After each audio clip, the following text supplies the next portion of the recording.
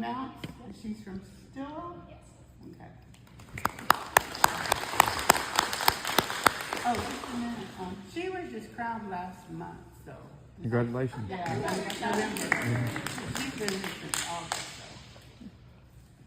Sianagat, Cherokee kahati chigeyu dodoa. Mounce dodo yone kahati koskoi iagudeti ada Stillwell, Oklahoma Gmaila. Hello everyone, my name is Ella Mounce. I'm 20 years old and I currently live in Stillwell, Oklahoma. I currently attend Northeastern State University as a graphic arts major, and I am your 2024-2025 Miss Cherokee.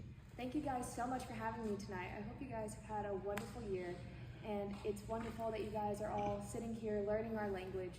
And my platform that I used whenever I was in the Miss Cherokee contest actually kind of goes along with what Phyllis was speaking about, except it applies more to our youth. So you guys learning this language is an important part of keeping our language alive. It is one of the most important parts of language revitalization. But something else that's very important is teaching that and passing that on to our youth. Now, I was lucky enough that my parents, whenever I was younger, they would sit me down at the table and they would teach me how to count to 10 in Cherokee. They would teach me my numbers. They would teach me any phrases that they could remember, and they would make sure that I knew how to say it, and that they would make sure I knew the correct pronunciation, correct grammar. But they also made sure that I was surrounded by people who would encourage me to learn and encourage me to continue learning. And that's where it got me here today. But it is so important to pass this on to our children, because there was a generation before us who didn't pass it on because they didn't feel safe to.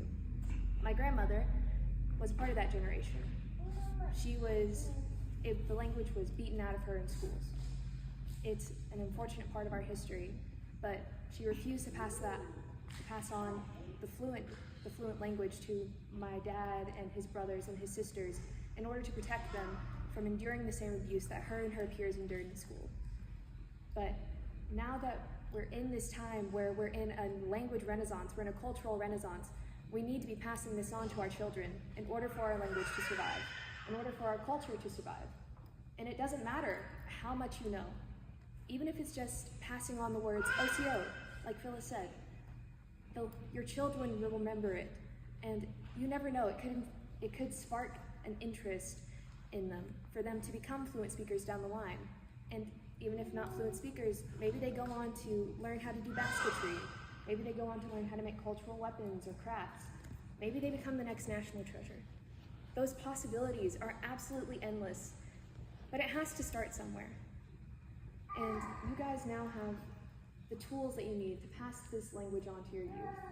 So please, I encourage you, teach your grandchildren, your children, nieces, nephews, bring this back to them. Teach them what you know. It's more important than you realize. Thank you. Widow.